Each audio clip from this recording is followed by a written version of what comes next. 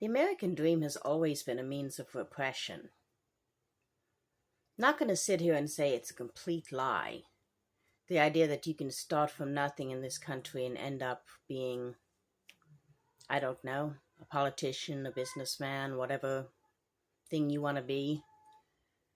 It's possible. We have more social mobility in this country, or at least we used to, than a lot of societies. That's a very quickly closing gap, though. But the way that the American dream has been sold to people, it's been sold as this thing for us all to hope and strive for, but it's also been sold as a way to punish and oppress those of us who fail to achieve it. In our society, we're told that anyone can make it big if you just try hard enough, if you work hard enough, if you're smart enough, if you've got the gumption, if you want it enough. Now, this statement does a couple of things. One, it disregards all of the privilege that certain individuals have versus the lack of privilege or the disadvantages that other individuals have. And of course, the people with the privilege are always the ones who want you to not talk about the privilege or the disadvantages that other people have. They want to believe that they have everything that they have because they are so much smarter and better and harder working. And gosh darn it, people like them more. That's the dream that they've sold themselves. And the dream that they sell the poor is that we can be just like them if only. We could be just like Donald Trump if only.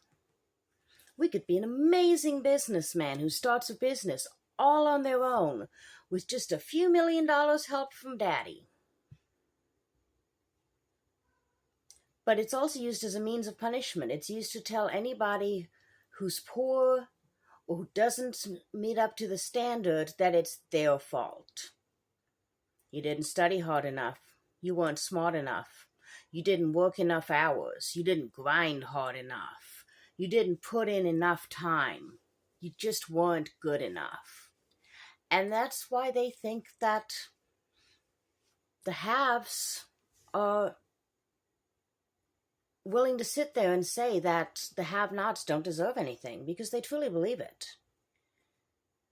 The elite, the upper crust, the upper levels of our society, they truly believe that they have what they have because they're better.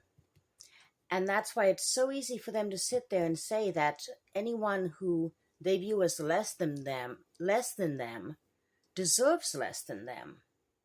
They may not come out and say it in those terms, even in their own heads, but the sense of superiority is built in. It's baked into the system and the privilege. In fact, the sense of superiority lies within the ignoring of privilege in itself. If you acknowledged that you had a privilege, you would have to let go of your sense of superiority, because they can't both be true, now can they?